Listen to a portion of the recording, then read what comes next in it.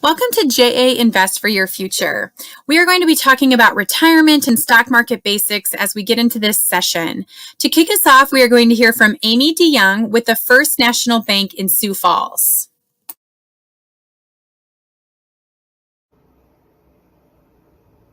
Hi there, everyone. My name is Amy DeYoung, and I am a retirement plan specialist at the First National Bank in Sioux Falls. And what my department does is we help business owners start and manage the retirement plans that their companies offer to their employees. And I get to work directly with the employees themselves while they plan for retirement, which was one of my favorite parts of my job. And also one of the main reasons that I'm here to talk to you today about why it's so important to start saving early for your retirement, even when you're in high school. And one of the biggest reasons that you want to start saving early is because on average people are living longer than ever before. You may find yourself living in retirement for 20 or 30 years, especially when people are living to 100. That could even be 40 years in retirement. And so that's a lot of time that you have to plan for, and starting early for your retirement gives you that time to plan. Another important reason to start planning early is it allows you the freedom to focus on what's important to you, and it gives you time to make changes if the things that are important to you happen to change. So some people in retirement, it's really important to them to be able to travel or spoil their loved ones or give back to charities that are important to them. Some people, it's important to be able to buy a second home or buy a fancy sports car or maybe 2 fancy sports cars, things like that. And so by starting early, you're able to allow yourself that extra time and that extra planning to be able to reach all of your goals in retirement. In thinking about retirement, we know that the stock market is a common place people invest their money.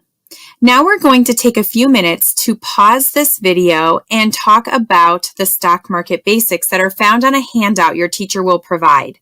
The teachers can take the lead in the discussion since you know how much you've already gone over these topics in your regular course.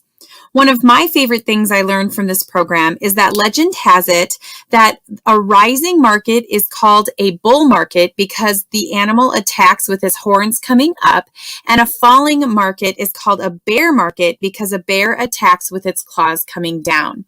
Hopefully you'll find a few other nuggets like that on that handout. Be sure to unpause to continue on after your discussion. So, what steps can you take right now to ensure that you're saving for retirement early? One of the main things is when you're ready to enter the workforce full-time, during your interviews, be sure to ask details on that company's retirement benefits. Do they offer an employer plan? What qualifications are there to participate in their plan? Do they make any contributions as the employer? So do they give you money for saving for retirement? All of these questions can be just as important as to what your actual job is going to be.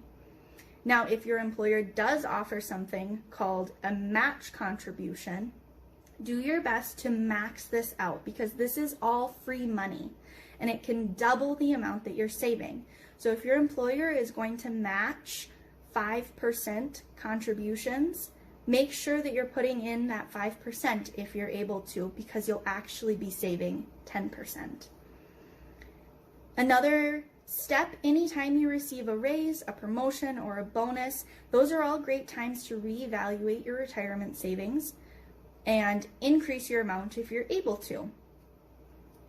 Another important step is to remember to be realistic about your savings. So never put yourself in a financial bind trying to oversave, because taking money out of a retirement account early can be very expensive between taxes, penalties, and fees that you might have to pay on that money. This is also where starting early can really help you out because you can feel less pressure to oversave if you started early.